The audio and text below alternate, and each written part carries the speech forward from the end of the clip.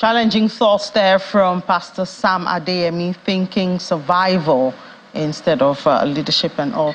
But good morning and welcome to the business morning side of Sunrise Daily. And as usual, we'll go around the world of business and settle in Nigeria, beginning with what's going on in the global oil space. We can tell you that prices were broadly steady on Tuesday, hovering close to 3-week highs on heightened Middle East tensions and recovering China demand.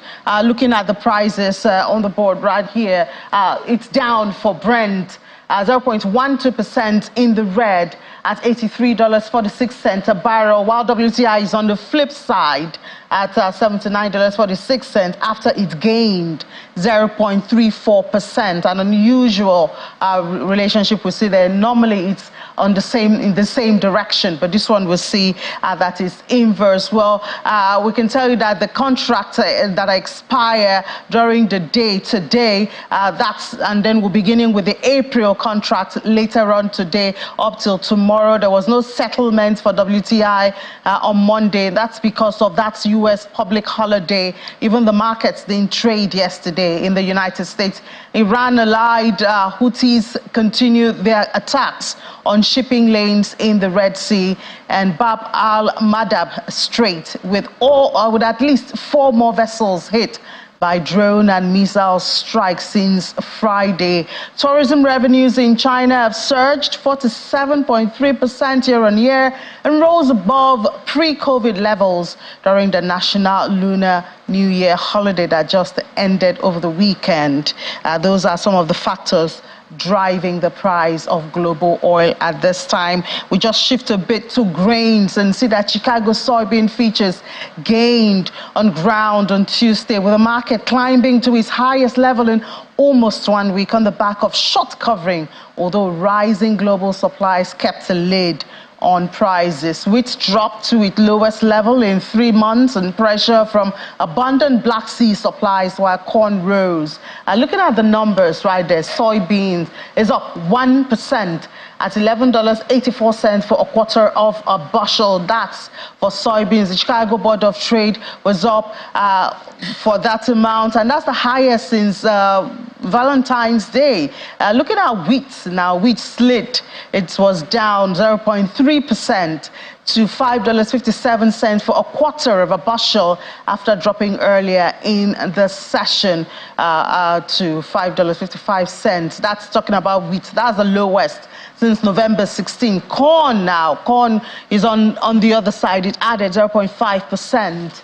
And then to $4.18 for 3/4 of a bushel. Large speculators increased their net short position in CBOT corn futures in the week ended February the 13th.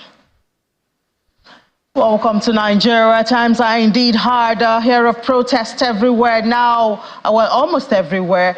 We've heard from the north. It seems it's the turn of the southern part of the country.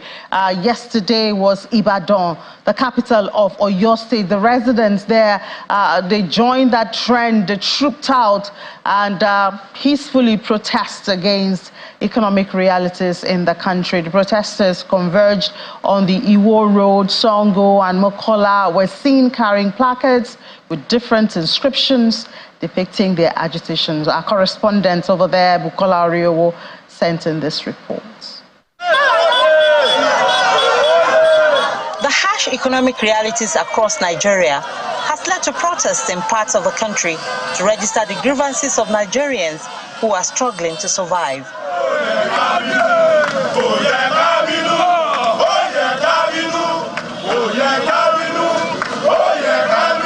Latest entrants in this set of protests are residents of the Oyo State capital. In a peaceful protest, carrying placards and chanting songs to register their displeasure at government actions and inaction.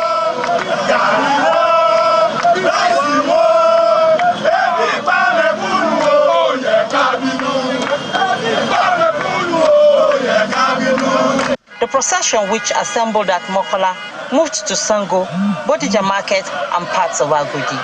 They are calling on the government to, as a matter of urgency, do something to ameliorate the hard economic realities being faced by many Nigerians who could barely feed. The protesters were joined by some traders at the Bodija market, showing solidarity to their cause. People are hungry. People are dying daily of hunger. Insecurity is killing people. We just need them to help us. They should just help us. They should just look into our case and be of help to Nigerians. That's just all we need. Section 34, 39 and 40 empowers every Nigerian to organize a peaceful assembly and to speak about the economic hardship. On this note, this is not today's own. We are starting. This is just the start. It is a continuous action. Expect protest from any angle. It must not be me. It can be you. It is everybody, because the problem does not only affect only me, neither it affects everyone. Security was beefed up across strategic points in the state capital to ensure that the protest is not hijacked by hoodlums. We understand that people have rights for this kind of thing, but it is our duty as law enforcement to ensure that it is not hijacked by unscrupulous and mischievous elements who might want to make criminal proceeds from this kind of situation. As you can see from Mokola, which was the starting point of this movement, the police has covered, by foot, and even with vehicles, following them step by step.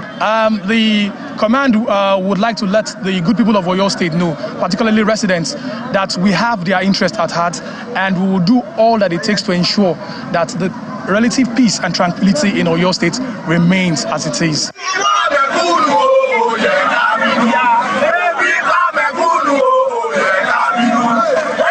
Similar protests held at Songo and Iwo Road areas within Ibadan, the Oyo State capital. They hope that the government would consider this protest and do something to reduce the suffering of Nigerian masses.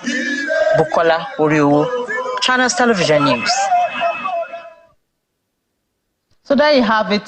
This is not the planned labor. They have theirs slated for next week. We don't know if it's going to hold or if the government will intervene before that. But we've been seeing these protests come from different parts of the country.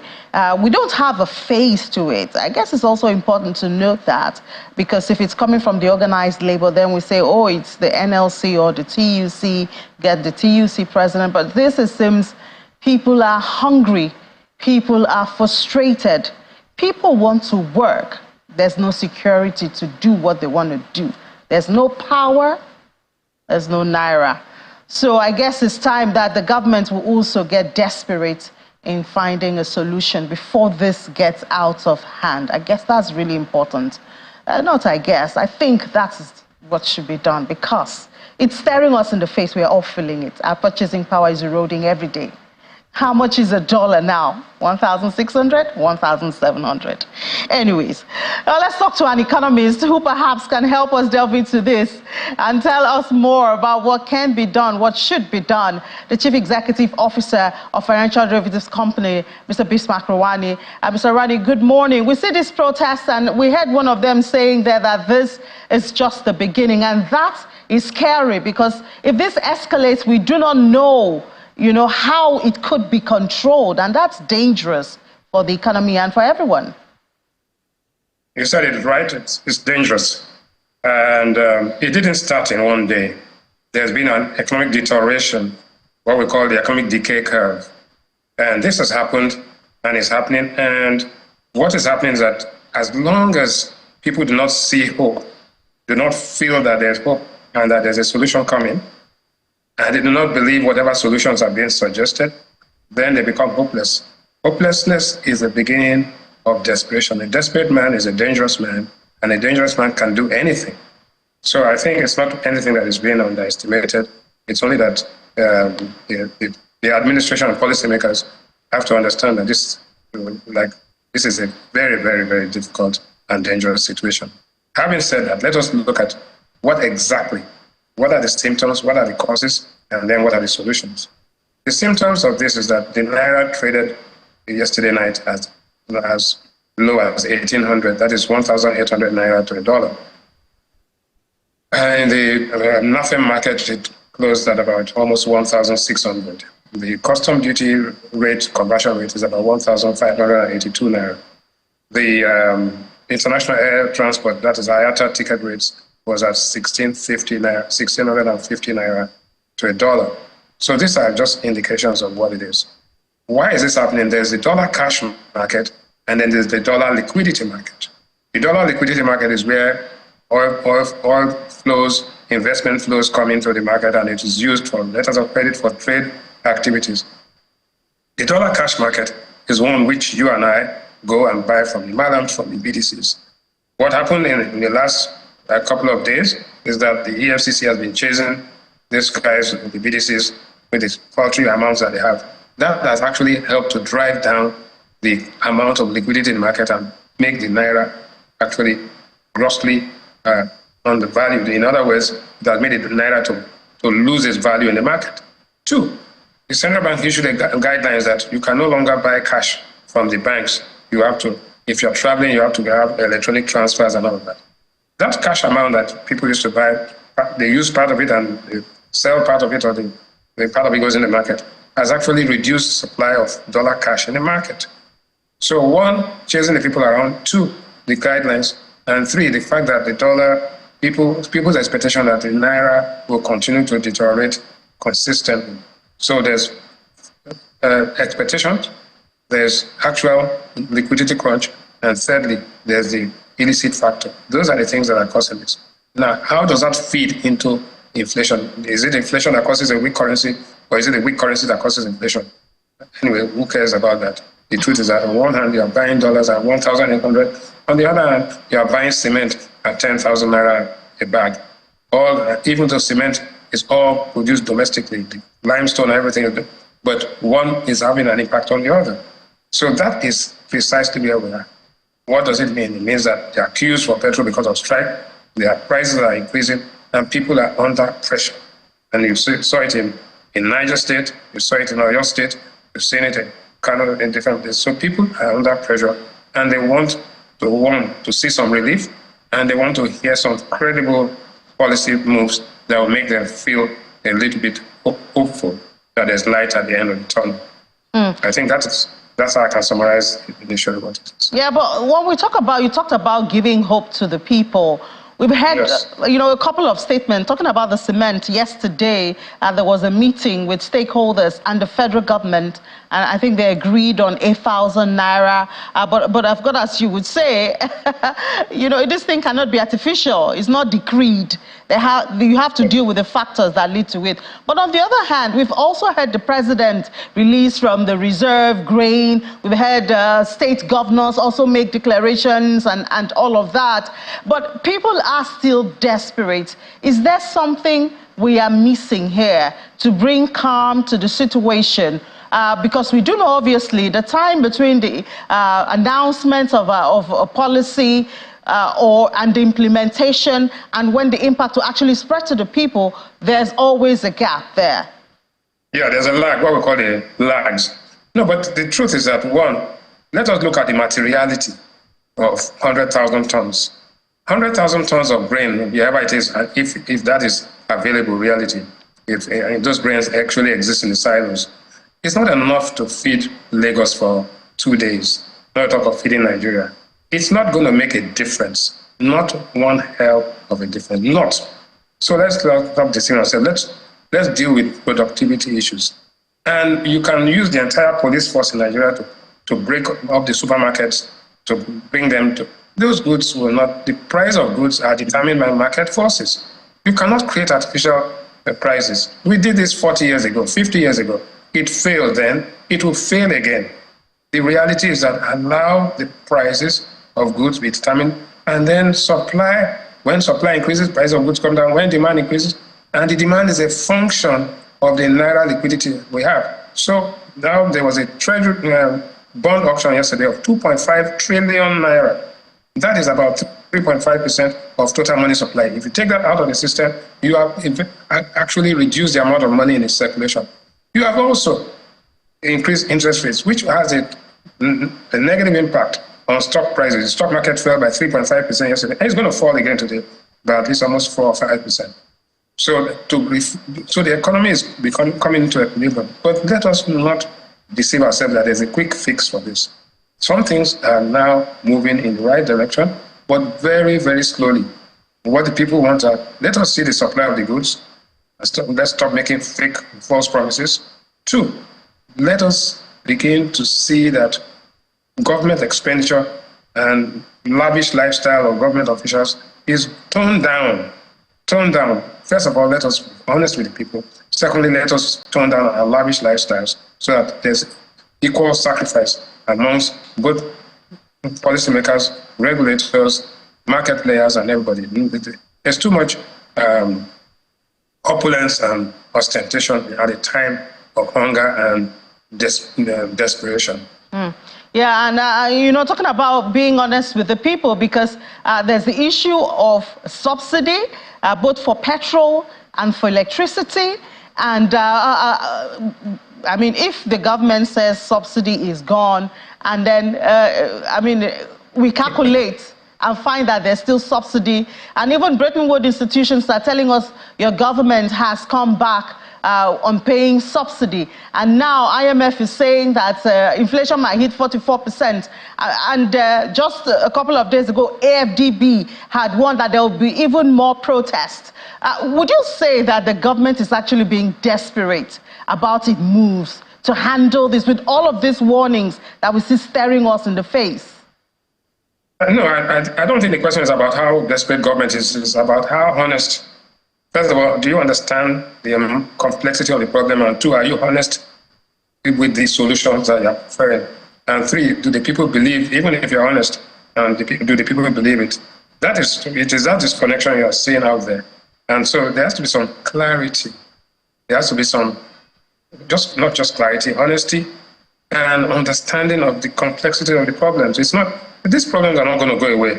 We can say all we want to. They will only go away when there's a concerted, comprehensive effort to resolve them. And so what you are seeing today is an economy which is being strangulated. And when you are strangulated, you are being choked, right?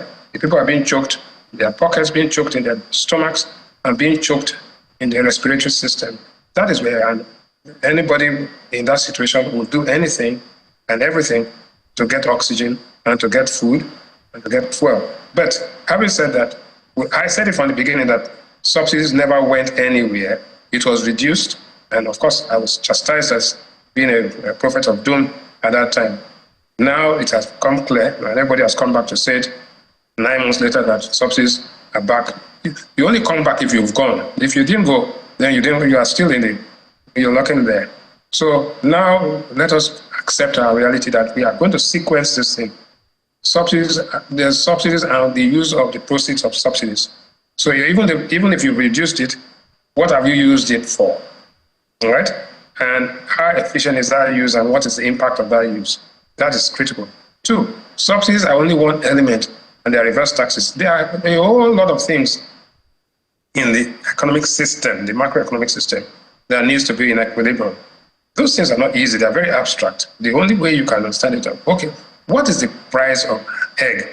You know that in the last 2 days, Olam and Premier Feed said, we are not going to buy maize and sorghum anymore, because if we buy maize and sorghum at these prices, the price of an egg, the tray of eggs of 30 is going to go to 10,000 or 5,000, it's now 4,000 plus. So what are the people doing? People are killing the layers and then just selling the eggs. And so that is a warning of things to come. But I think there's been a reaction. The price of sorghum and maize has actually come down somewhat because the big boys are refusing to buy it. But in the meantime, it has created some shortages of food, eggs, and so on. So it is true that there will be some adjustments. It is true that the people are now demanding good governance. And in economics, once the demand increases, the supply must increase. The demand for good governance means that the supply of good governance and honesty will follow. And you will see that government and policymakers are going to have to supply honesty, they are going to have to supply good governance, and they are going to have to reduce that profile of ostentatious living so that everybody is carrying the burden equally. That is the only way out. All right, we'll be looking forward to that. Thank you so much for sharing your thoughts with us, Chief Executive Officer of Financial Derivatives Company. Thank you for having me. So government is on you, federal government, state governors. Here you go. Can you cut down on your expenses and let those resources drill down, to the people? Get the protesters off the streets. These are not political. These are hungry Nigerians. You need to get close to them, and you would see that these are hungry Nigerians who want food, who want security. And I bet if there was security in most of our rural areas, those states where food comes from, up north, Plateau, Benue, Niger, I bet about 50% of this inflation would go down, because more than 50% of our inflation number is driven by food inflation. So imagine that we had supply. And yes, the CBN governor had said that we should reduce our desire and demand for imported goods. Where do we start from? Can we start with him? We'll find out. Well, let's head to the market now and see. I saw Mr. Rewane obviously said what happened at the NGX yesterday. It was down 3.15%. It was a shocker to me, actually, because by intraday, we had the all-share index above 106,000. And by the close of trade, it was 102,000. I wonder what happened. Let's have Abdulrasheed Momo join us now, perhaps. He's a prophet. He uses his graph and his crystal ball. Mr. Momo, good morning. What happened to the market? Just within 2 or 3 hours, we lost about 4,000 on our index points. Okay, good morning. What happened yesterday was the market actually dipped. When the heavyweight sneezes, the whole market catches cold. There were two major movements in the market, which was led, I think, Danksem lost 10%, then I think MTM too lost, they both lost 10%. So those two alone actually plunged the market down by about 3,000 points. Then I think MBL2 dropped yesterday by about 9.08%. So those were the major people that actually moved the market down. But again, technically, right, let's say since the end of January, we've had this long rally since December into the months of February and January. So what we have now is that the market is actually in a corrective stage. And what I'm watching at that, the market must not go below 100,000 points. The index must not go below 100,000 points, because 100,000 points is a very strong support level.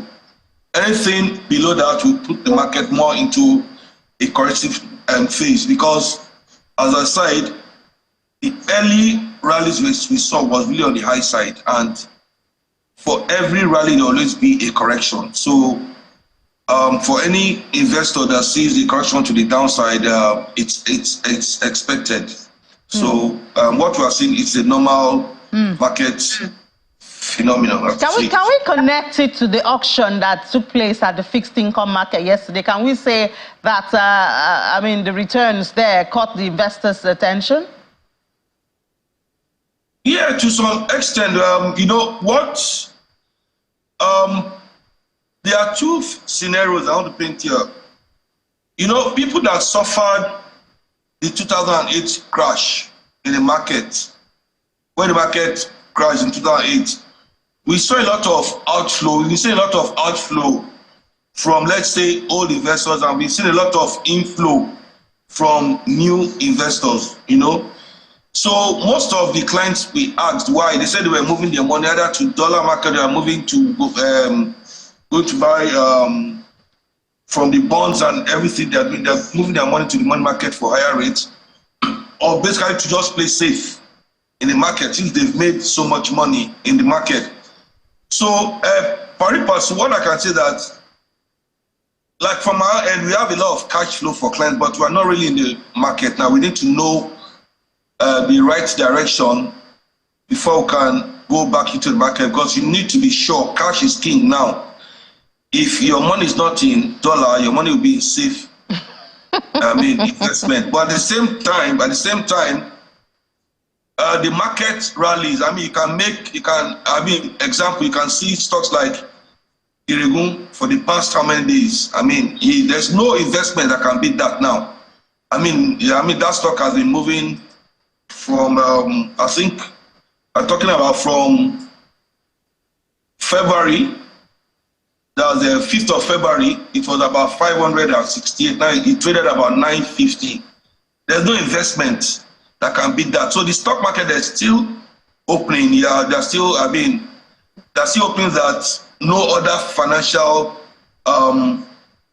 market can actually beat.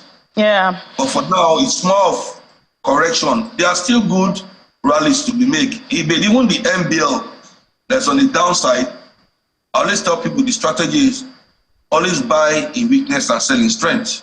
So even the Nigerian business, I say with the bad result, it's a strong brand.